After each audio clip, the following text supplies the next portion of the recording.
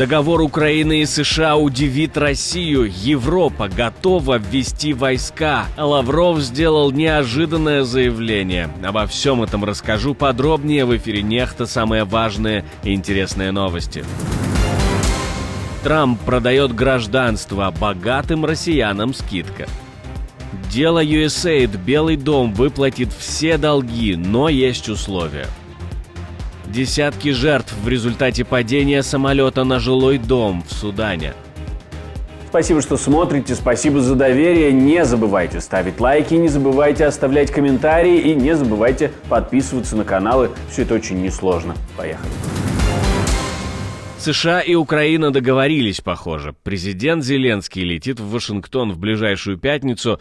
Ожидается подписание соглашения о полезных ископаемых, которое Трамп оценил в $1 триллион. Речь идет о доступе США к украинским редкоземельным металлам и другим ресурсам.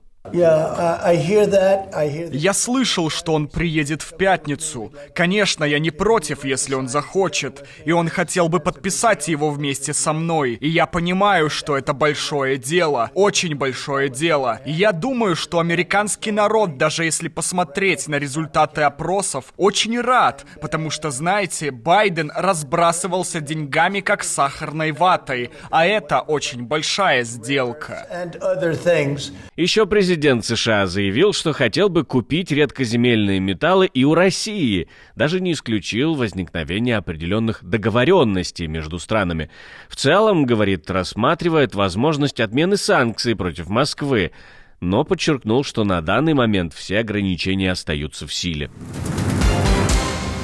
Трамп объявил о запуске золотой карты, визы на $5 миллионов, которая предоставляет привилегии грин-карты и открывает путь к гражданству. Трамп уверен, что это привлечет богатых инвесторов, включая российских олигархов, которые, по его словам, нормальные ребята. Президент США Дональд Трамп и его новое предложение должно заменить существующую программу EB-5, которую Трамп назвал полной чепухой и мошенничеством, и в рамках которой выдавались грин-карты. EB-5 program Итак, программа EB-5 заключается в том, что вы одалживали деньги и обещали их вложить в американскую экономику. Это был способ получить грин-карту по низкой цене. Поэтому президент сказал, что вместо того, чтобы иметь эту нелепую программу EB-5, мы заменим ее золотой картой Трампа. Таким образом, они смогут заплатить $5 миллионов правительству США, чтобы, конечно же, пройти проверку. Париж, Берлин и Лондон готовы направить свои войска в Украину для обеспечения прекращения огня. Но для реализации этого плана необходима поддержка Соединенных Штатов. Глава Минфина Франции подчеркнул, что без участия Вашингтона все может оказаться нереализуемым по многим причинам, в том числе финансовым. Все это он говорил после встречи со своим американским коллегой. Мы снова будем говорить на встрече с МВФ в Вашингтоне в апреле. Мы обменялись номерами мобильных телефонов, и поэтому мы будем обсуждать в рамках Организации экономического сотрудничества и развития, что касается налогов, и на уровне Европейской комиссии, что касается торговли. Мы должны навести в этом порядок. Похоже на то, что странам придется выстраивать отношения заново, с чистого листа. Это точно не ускорит мирный процесс, но может заставить Европу лучше заниматься своей обороной. Суд обязал администрацию Трампа оплатить счета иностранных подрядчиков USAID. Федеральный судья постановил, что администрация президента должна выполнить временный запрет на приостановку финансирования иностранной помощи и оплатить все счета за работы, выполненные до 13 февраля. Это решение стало ответом на иск группы предприятий и некоммерческих организаций, пострадавших от заморозки финансирования. На самом деле, даже это большой объем средств, потому что от этой остановки пострадали не только грантовые организации. Приостановка финансирования привела к закрытию клиник, увольнению тысяч медицинских работников и ограничению доступа к лечению ВИЧ в Африке. Программа PEPFAR, финансирующая эти инициативы, ранее была признана одной из самых успешных в борьбе со СПИДом. Она спасла миллионы жизней. Россия отказывается от остановки боевых действий. Главный дипломат этой страны Сергей Лавров объясняет, почему. И, как всегда, все очень логично. Некоторые говорят, ну хорошо, вот были идеи, давайте оставим линию соприкосновения. Вот это российская, а это украинская. Во-первых, такого не будет. У нас есть Конституция, основанная на волеизъявлении людей. А во-вторых, то, что останется от Украины, тоже должно быть освобождено от российских законов. Там тоже люди остаются, которым удобнее даже разговаривать на русском, и которые хотят сохранить традиции своих предков. А в Конституцию, о которой вдруг вспомнил Лавров, в одностороннем порядке было внесено 4 украинские области и автономную республику Крым. Я напомню, Лавров хоть и говорит, что дипломатия продолжится, но ослабление в отношении к РФ, похоже, не заставляет Москву идти на уступки. В Калининграде, вернувшийся из так называемой специальной военной операции так называемый герой, арендовал Ford Mustang и в привычном пьяном состоянии разбил 11 автомобилей во дворе жилого комплекса. Зрелище просто феноменальное.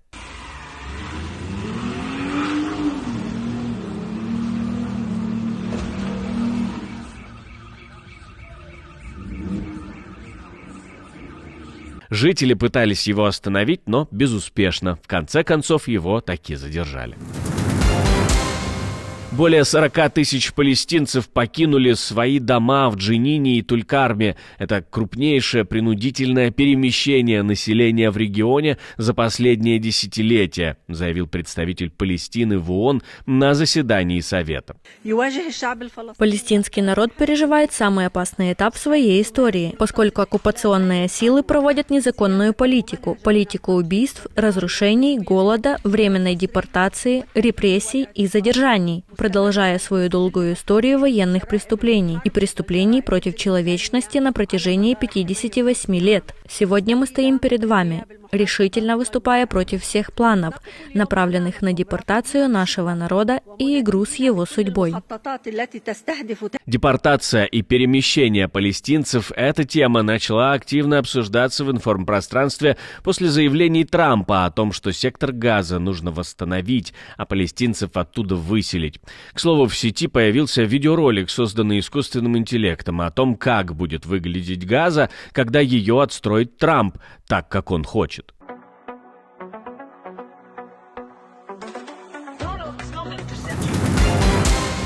В Судане произошла катастрофа. Военный самолет разбился, упав на жилой дом в городе Омдурман, пригороде Хартума. По последним данным, число погибших достигло 46 человек. Среди них как военные, так и мирные жители. Среди жертв генерал-майор Бахр Ахмед, ранее командовавший гарнизоном Хартума. Причиной крушения, по предварительным данным, стала техническая неисправность. Трагедия произошла вскоре после взлета самолета с авиабазы Вади Саидна. Эта катастрофа усугубляет и без того тяжелую ситуацию в стране, где с 2023-го продолжается гражданская война между правительственными силами и группировкой, которая называется «Силы быстрого реагирования». Конфликт уже унес жизни тысяч людей и вынудил миллионы покинуть свои дома. Спасательные работы на месте происшествия продолжаются, власти проводят расследования для установки точных причин трагедии. Наша команда существует благодаря вам. Поддержите ее, чтобы мы могли продолжать нашу работу. В Дании теперь нельзя со смартфонами в школу приходить. Ученикам запретят приносить телефоны на занятия, чтобы вернуть настоящее обучение без отвлекающих экранов. Министр образования заявил, что школы должны быть местом для размышлений, а не продолжением подростковых спален. Исключения возможны только для детей с особыми потребностями. Комиссия по благополучию детей выяснила, что 94% подростков имеют профили в соцсетях до 13 лет и тратят по 3 часа в день на TikTok и YouTube. Теперь Дания присоединяется к странам, ограничивающим использование гаджетов в школах, чтобы защитить детей от негативного влияния цифрового мира. Более 1500 осужденных за экстремизм в 2024 году. Оправдательных приговоров – 0. Генеральный прокурор Беларуси Андрей Швед заявил, что в 2024 количество так называемых экстремистских преступлений сократилось почти вдвое. В 2023 было 2016 случаев, а в 2024 уже 1256. Важно отметить, что, по словам Шведа, общий уровень преступности в стране в 2024 снизился на 14% и достигнул самого низкого показателя за последние 30 лет. Прокурор подчеркнул, что значительная часть этих преступлений связана с деятельностью в интернете, включая клевету и оскорбления. Еще он говорит, что в 2024 году в суд были направлены дела против 62 экстремистов, находящихся за пределами страны, для их заочного осуждения и конфискации имущества.